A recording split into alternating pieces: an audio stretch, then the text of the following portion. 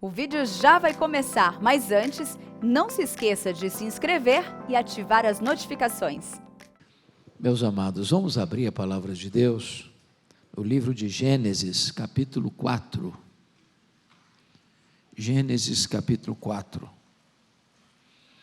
E nós vamos ler do verso 1 ao verso 16. Lido o texto, peço que você mantenha a Bíblia aberta comigo na passagem que vamos ler.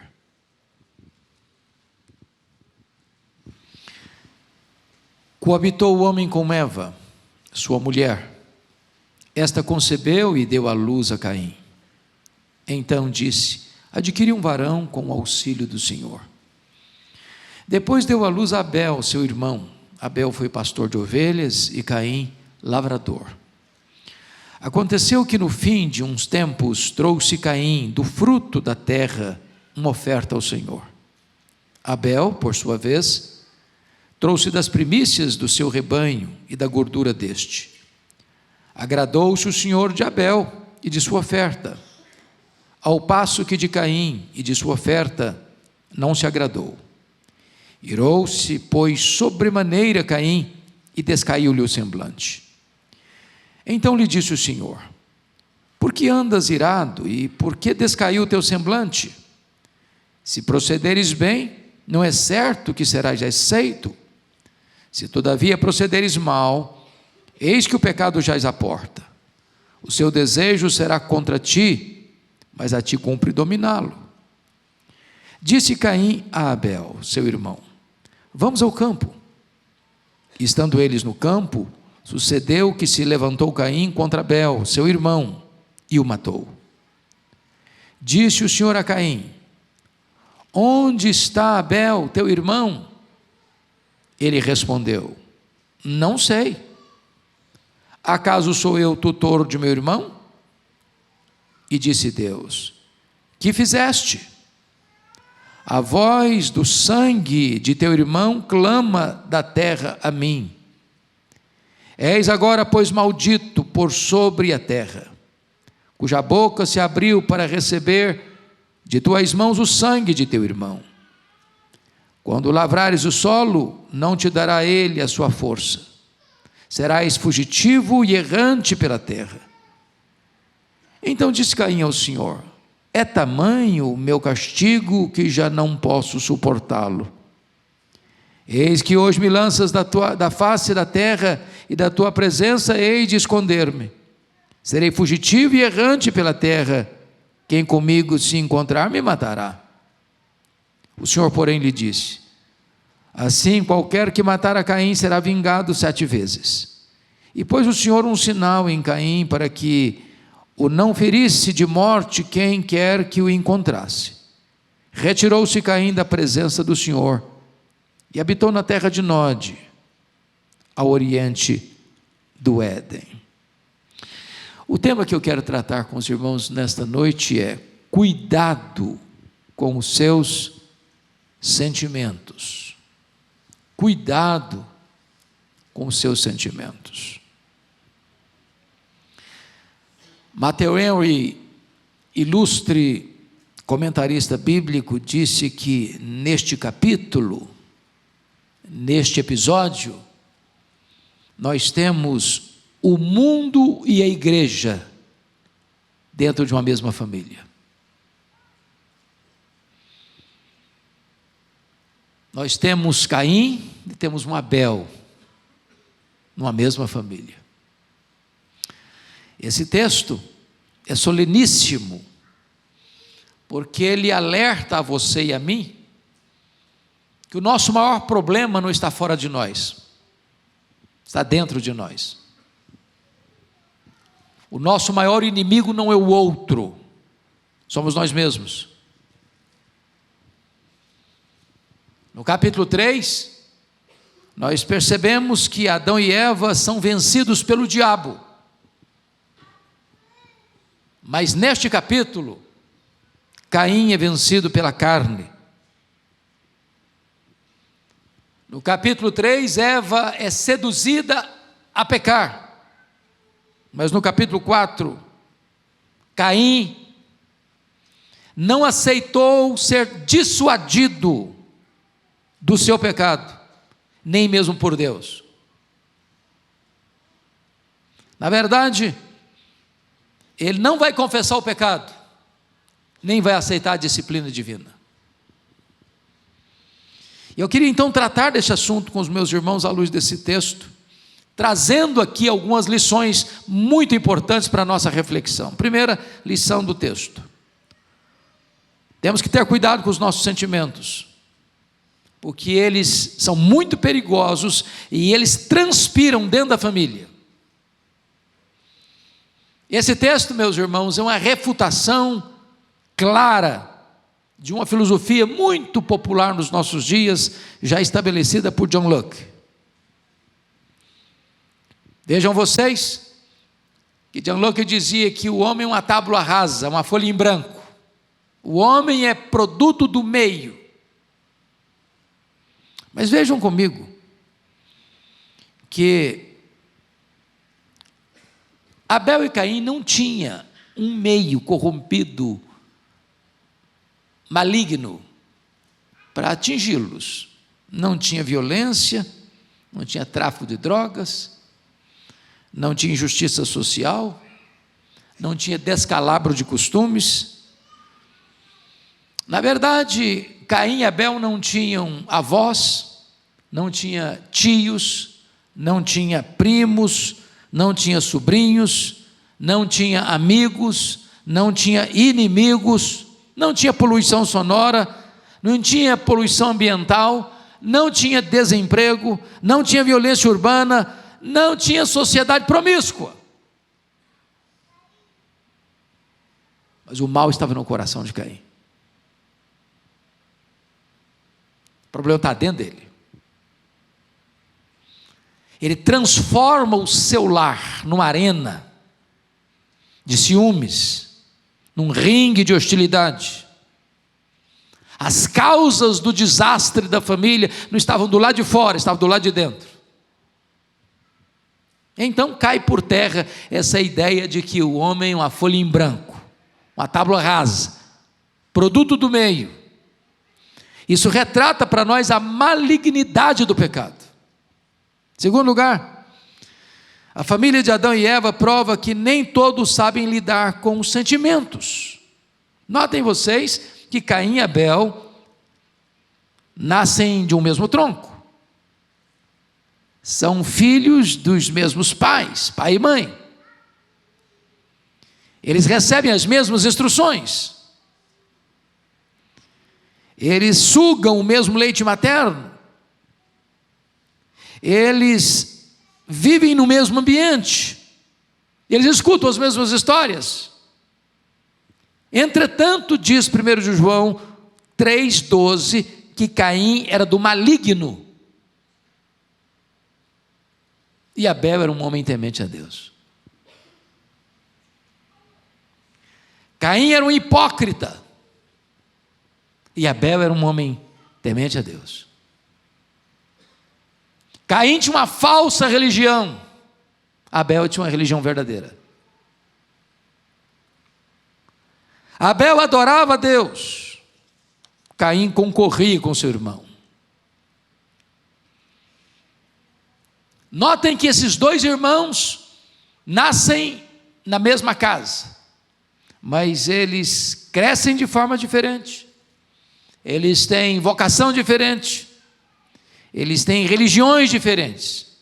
A religião de Abel era verdadeira, a de Caim era falsa.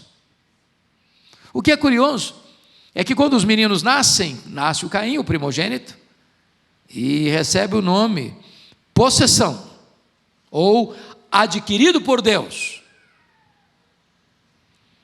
Esperança dos pais está ali. Talvez até pensando que já era o cumprimento da promessa do Messias. Quando nasce Abel, dá-lhe o nome de sopro, ou vaidade, passageiro. Quando dão o nome de Caim, os pais estão dando um nome pomposo, cheio de esperança, cheio de expectativa, mas dar nome bonito aos filhos não é tudo. Não é tudo. Não basta dar nomes bonitos aos filhos. É preciso forjar neles o caráter de Cristo, instruí-los na verdade. Então vejam vocês que nesse lar havia prática religiosa. E onde eles aprenderam isso? Com os pais, porque não tinha outros instrutores. Ambos se apresentam para adorar a Deus. Está escrito isso. Versículo 3: aconteceu que no fim de uns tempos trouxe Caim do fruto da terra uma oferta ao Senhor. Abel, por sua vez, trouxe das primícias do seu rebanho, da gordura deste. Então, ambos se apresentam para adorar. Porém, o que se percebe nos bastidores é que nessa casa onde tem altar, tem também ciúmes, inveja, disputa, quebra de comunhão, crise de relacionamento, mágoa congelada, insatisfação em ver o sucesso do outro. Nesse lar tem gente mal-humorada, gente que tem um vulcão no coração, gente que o semblante está descaído, o coração envenenado de ira, com o peito encharcado de ódio, e a vida deixa de ser uma celebração. Nesse lar havia uma inveja avassaladora, porque o texto diz que Deus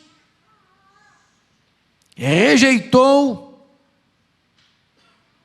Caim e a sua oferta.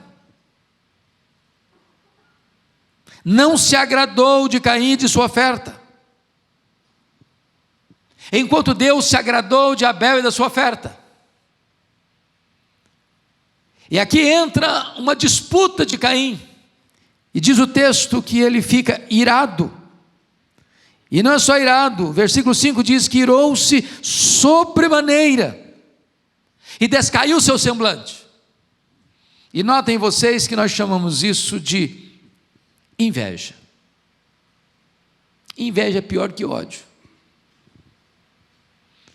Sabe por quê? Porque uma pessoa que tem inveja da outra, ela não suporta que a outra tenha qualquer vantagem em relação a ela.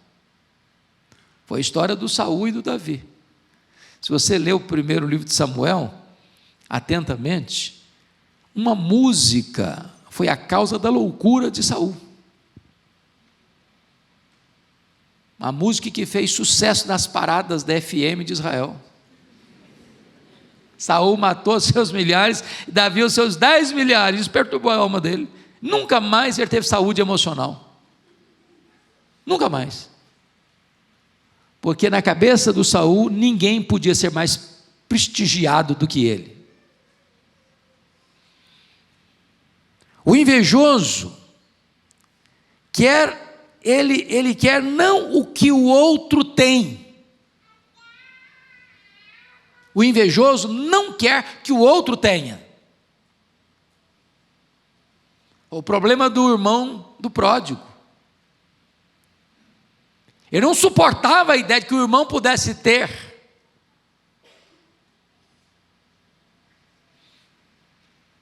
Cobiçar é desejar não apenas o que é do outro, é desejar a destruição do outro. Quando você lê, por exemplo, a invasão do Iraque ao Kuwait, em agosto de 1990, vocês bem sabem como muitos foram mortos, muitos cidadãos ricos do Kuwait foram mortos, mas sob a pressão internacional e o feroz ataque das forças americanas, Saddam Hussein precisou se retirar do Kuwait, e fez isso em fevereiro de 1991, menos de um ano depois. Mas antes de Saddam Hussein sair do Kuwait, ele ateou fogo aos poços de petróleo, dos quais já não podia usufruir. Já que eu não vou usufruir, que ninguém usufrua. Já viu isso em crimes passionais? Se você não for minha mulher, mulher de ninguém você vai ser mais, então mata. Você terminou o meu namoro comigo? Então morre. Se não é meu, não é minha, não é meu, então não vai ser de mais ninguém. É por isso que a Bíblia vai dizer lá em 1 de João 3,12 que o Caim era filho do maligno, ele era do maligno, porque o maligno é destruidor.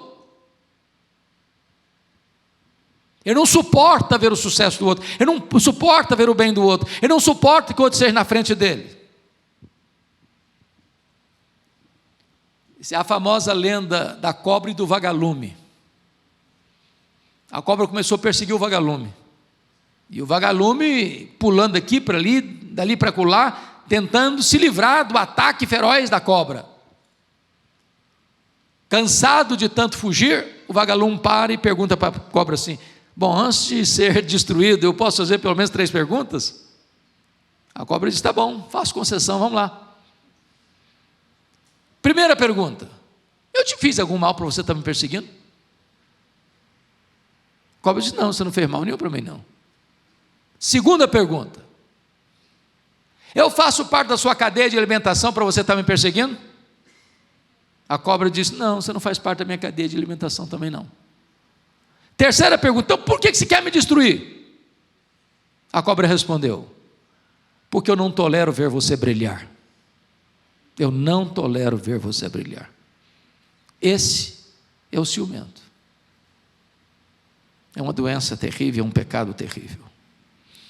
Segundo lugar, irmão, segunda lição do texto: os sentimentos perigosos, eles são tão sutis, e por isso temos que ter cuidado com eles, que eles transpiram até na hora da adoração. E a adoração é a maior prioridade da nossa vida. Não é missões que é a maior prioridade da vida, é adoração.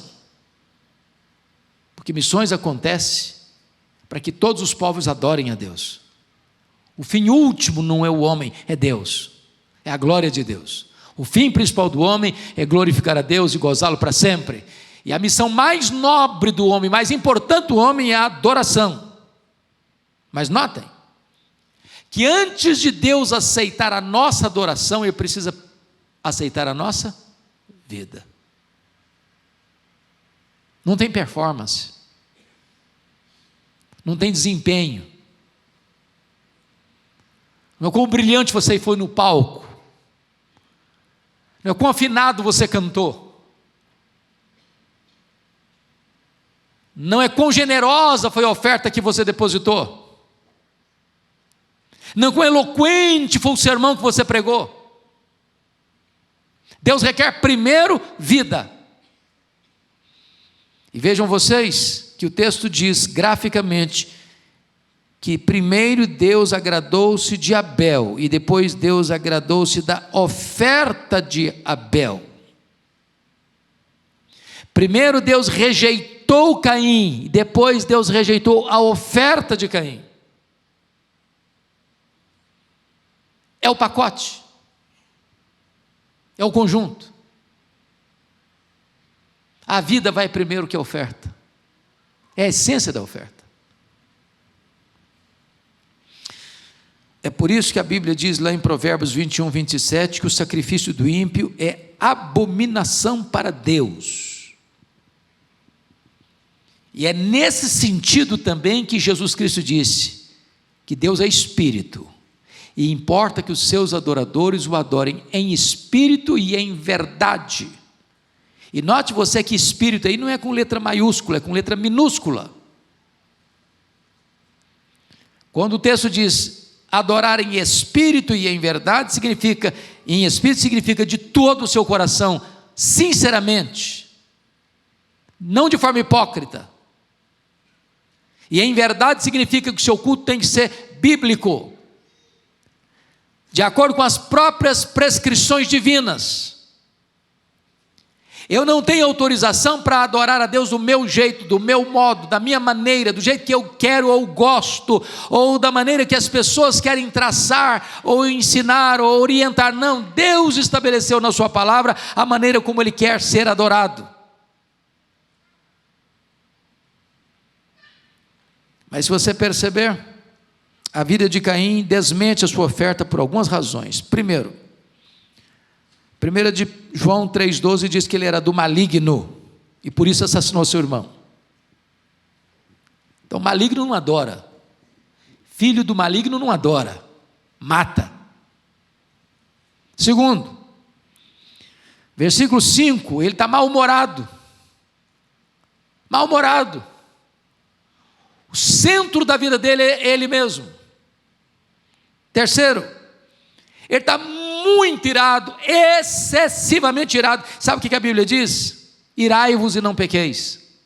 Não se deixe pôr o sol sobre a vossa ira, e nem deis lugar ao diabo. O diabo estava morando no peito de Caim. Ele não abriu uma brecha, ele abriu uma porta escancarada para o diabo entrar. Quarto, ele era invejoso. Quando a Bíblia diz que ao passo que de Caim, de sua oferta, não se agradou Deus, aí entra o problema do Caim, porque Deus se agradou de Abel da sua oferta. Talvez se Deus tivesse não se agradado de Abel e da sua oferta, o Caim não estaria na crise que está. Porque o projeto dele não é agradar a Deus, o projeto dele é concorrer com o irmão. Quinto, versículo 7, ele tinha mau comportamento ou mau procedimento, e Deus disse: se procederes bem, não é certo que serás aceito. Ou seja, o que importa para Deus não é aquele ato apenas de estar ali no altar, é o que aconteceu até ao altar. O procedimento dele anterior não estava certo. Sexto, o coração dele estava endurecido, porque Deus diz no verso 7, na parte final: se todavia procederes mal, eis que o pecado jaz à porta, o seu desejo será contra ti, mas a ti cumpre dominá-lo. E o que você vai perceber, que em vez dele acolher e acatar a exortação de Deus, ele se endurece mais ainda. Ele se fecha mais ainda, porque o verso 8 diz que ele, hipocritamente, com palavras aveludadas e macias, tem no coração uma espada que fere para matar o irmão. Em vez de acolher a exortação, ele sai dali para matar seu irmão. Se você perceber, a oferta de Abel é a oferta de um adorador humilde. Porque o que Abel faz? Abel tem a vida certa e tem a oferta certa. Ele traz das primícias do seu rebanho. E certamente Adão e Eva já tinham contado para eles, os filhos, de como Deus os vestira no Éden. Um animal foi sacrificado, sangue foi derramado, para que eles fossem convenientemente vestidos. Deus fez roupas de peles de animais, e aquilo não é apenas uma roupa mais chique do que folhas, ou mais duradoura do que folhas. Ali estava a base, a semente, o germe, o nascedouro da doutrina da expiação, de que o inocente tem que morrer, o sangue tem que ser derramado, para que o pecador seja coberto, porque sem derramamento de sangue não há remissão de pecados. Quando Abel traz as primícias do seu rebanho, ele está reconhecendo que a forma que Deus queria ser adorada já estava estabelecida desde o princípio, e ele não quer mudar esse princípio, ele não quer mudar essa norma, ele não quer mudar esse planejamento de Deus, esse propósito de Deus na adoração.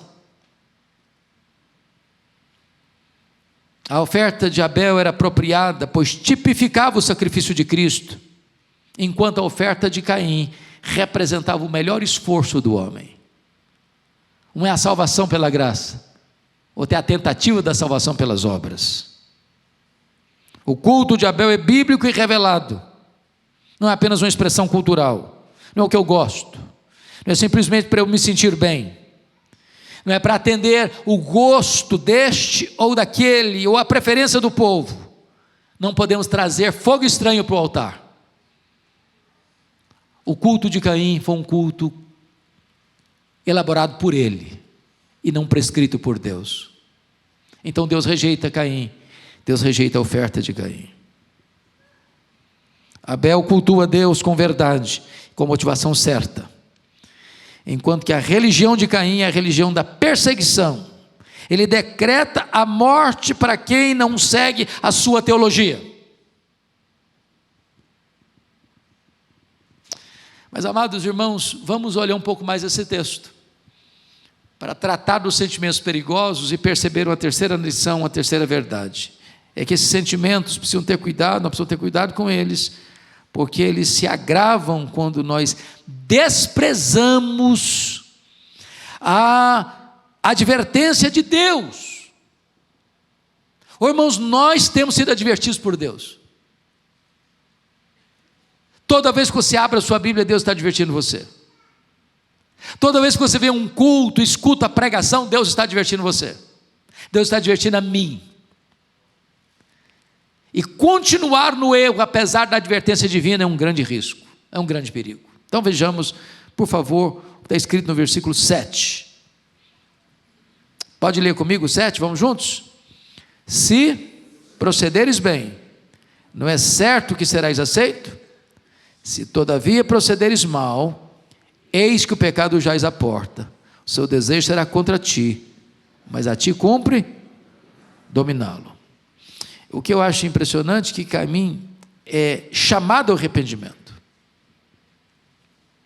Deus avisa, Deus exorta, Deus alerta, Deus acende a luz vermelha, Deus bota luzes e outdoors na estrada dele. Meu filho, não faça, não vá. Meu filho, muda. Meu filho, volta. Meu filho, não prossiga. Meu filho, não se afaste. E Deus está alertando e alertando e alertando. E em vez de Caim fugir do pecado, ele consuma o pecado.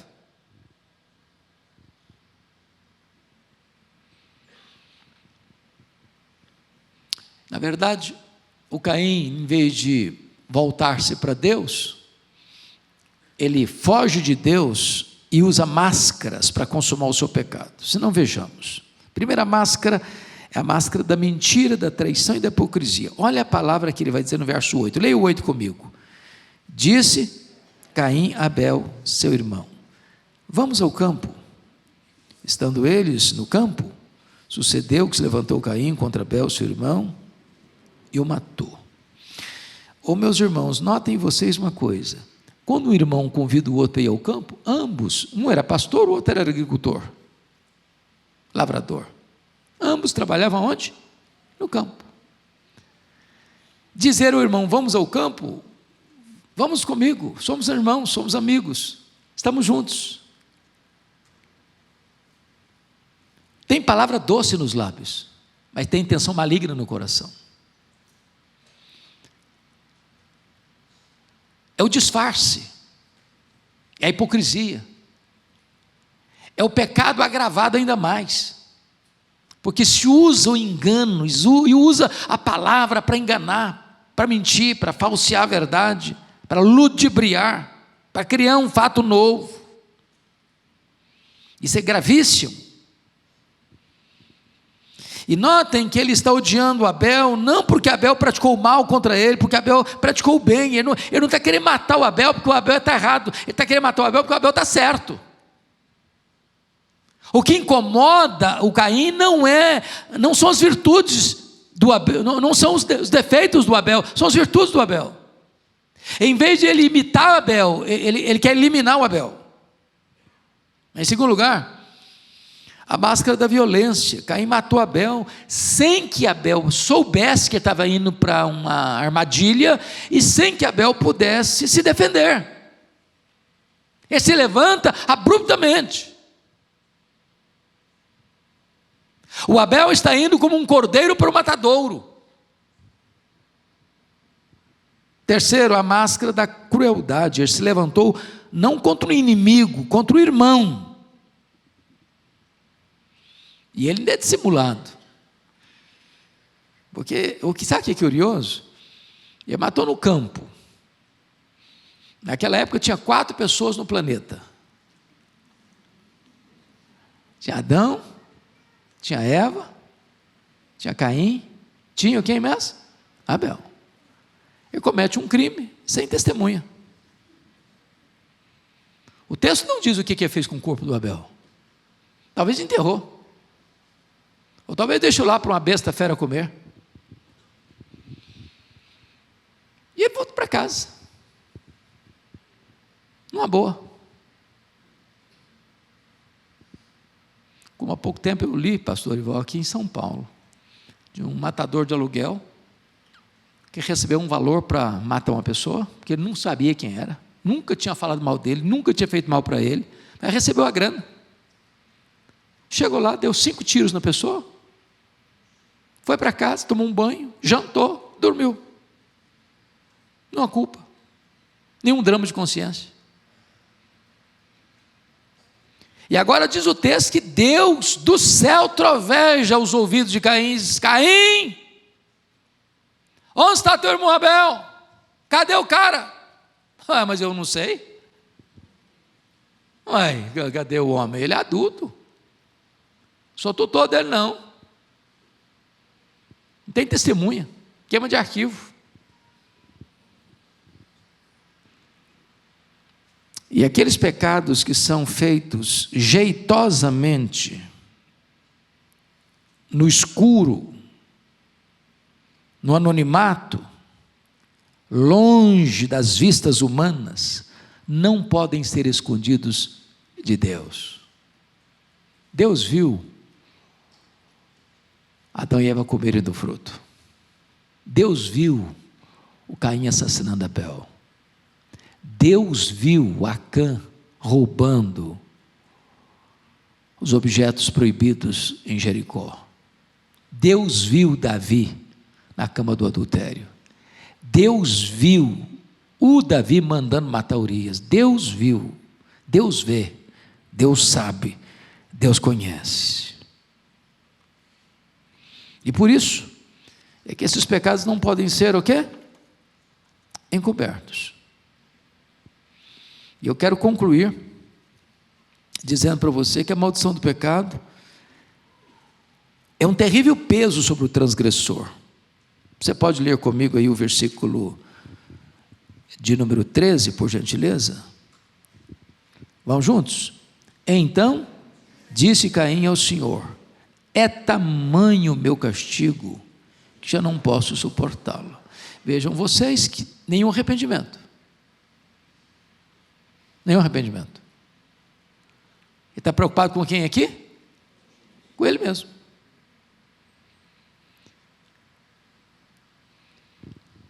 Se ficasse só, é tamanho o meu pecado, ai de mim, porque eu sou um pecador miserável. Mas Deus é justo no seu falar, puro no seu julgar. Não. É muito grande o meu pecado, porque eu agora estou em rescate. Nenhuma culpa, nenhum pesar. Então preste atenção nisso. Preste atenção nisso. O pecado gera maldição, está no versículo 11. És agora, pois, maldito. Veja você, em segundo lugar, que o pecado produz uma desinstalação, no versículo 12. Quando lavrares o solo, não te dará ele a sua força, serás fugitivo e serás errante pela terra. O pecado oprime, é um peso, é tamanho o meu castigo. E mais, notem você, ele não vai ficar livre nunca dessa culpa, porque o verso 15 diz: o Senhor, porém, lhe disse: assim qualquer que matar Caim será vingado 10 vezes, e pôs o Senhor um sinal em Caim. Eu não sei que sinal é esse, e a Bíblia não revelou. Poucos dias o pastor vai pregar um sermão aqui, Deuteronômio 29, é o seguinte: o que está revelado é para nós, o que não está, deixa com Deus. A gente não conhece nem o que está revelado, para que fiquem especulando o que não está revelado? Que marca é essa eu não sei. Mas era uma marca, e eu acho que toda vez que Caim olhar para a marca, eu pequei. Toda vez que eu olhar para a marca, eu matei meu irmão. E mais do que isso, veja comigo aí, por gentileza. Ele é banido da presença de Deus. Versículo 16: retirou-se Caim de onde? Da presença de Deus. Meus irmãos, o único lugar que nós não podemos nos retirar é da presença de Deus. Você pode morar num deserto. Se você está na presença de Deus, você está seguro. Você pode morar num buraco. Você está na presença de Deus, está seguro. Os cristãos primitivos lá em Roma moravam nas catacumbas de Roma. Túneis subterrâneos. Sem luz, sem ar fresco.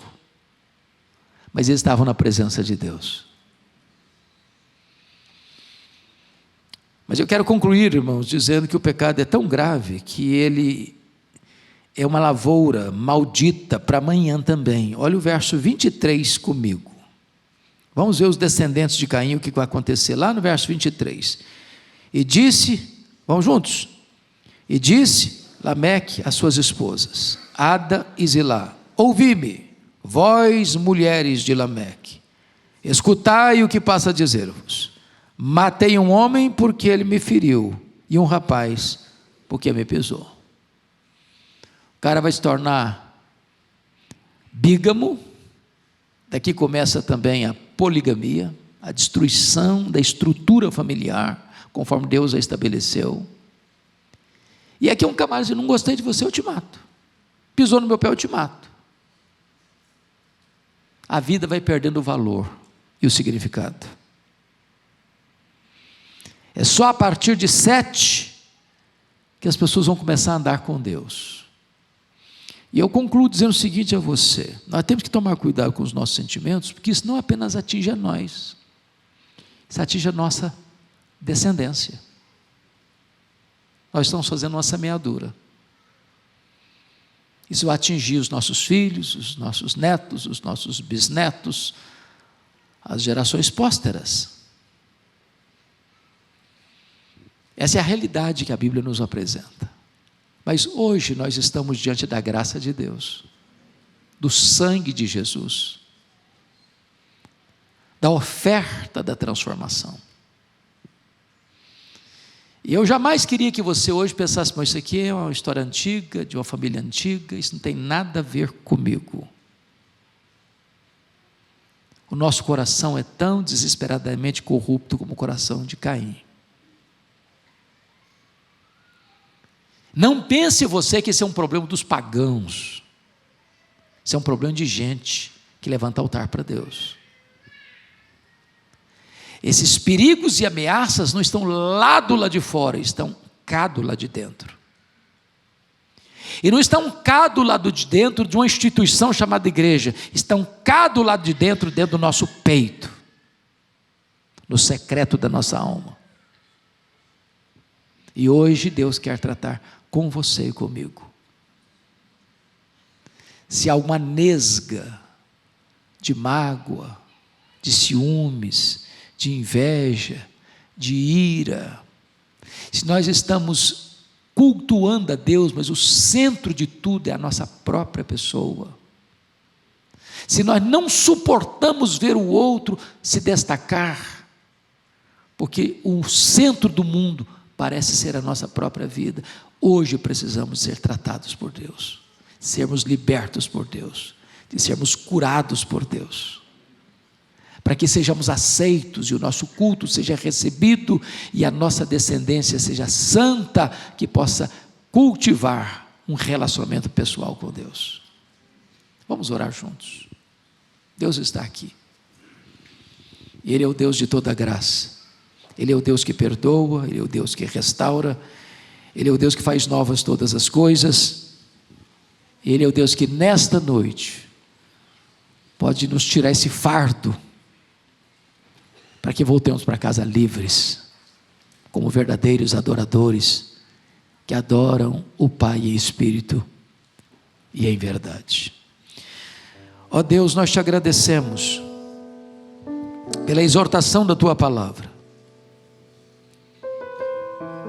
Nós te agradecemos porque tantas vezes o nosso coração é enganoso, sutil. Às vezes, Senhor, até na adoração, até no culto público ou no culto particular, esses sentimentos podem vazar e nos enganar. Compadece-te de nós. Jamais permita, Senhor, que o nosso semblante descaia pela ira do coração. Jamais permita, meu Deus, que estejamos na tua casa, mas concorrendo, disputando espaço na feira das vaidades. Tem misericórdia de nós. Trata do nosso coração. Que jamais nos rebelemos contra as advertências da tua palavra. Que acolhamos com mansidão a exortação, para que haja mudança, para que haja restauração, para que haja perdão, para que haja recomeço. Queremos comportarmos-nos bem, Senhor, para sermos aceitos. Não nos lances da tua presença, porque o que será de nós se não tivermos a tua presença? Então, Deus, perdoa-nos, lava-nos com o sangue do Cordeiro, tira a mancha, tira a mácula, tira a culpa, tira o pesar, tira a dor, tira a tristeza, Senhor. Traz a alegria da salvação, traz a alegria da comunhão, traz a alegria, meu Deus, de estarmos juntos como povo, como família da fé, adorando aquele que é a razão da nossa vida, o nosso glorioso Redentor Jesus. Muito obrigado por estarmos juntos nesta noite, pela obra da tua graça, em nome de Jesus. Aleluia. Amém.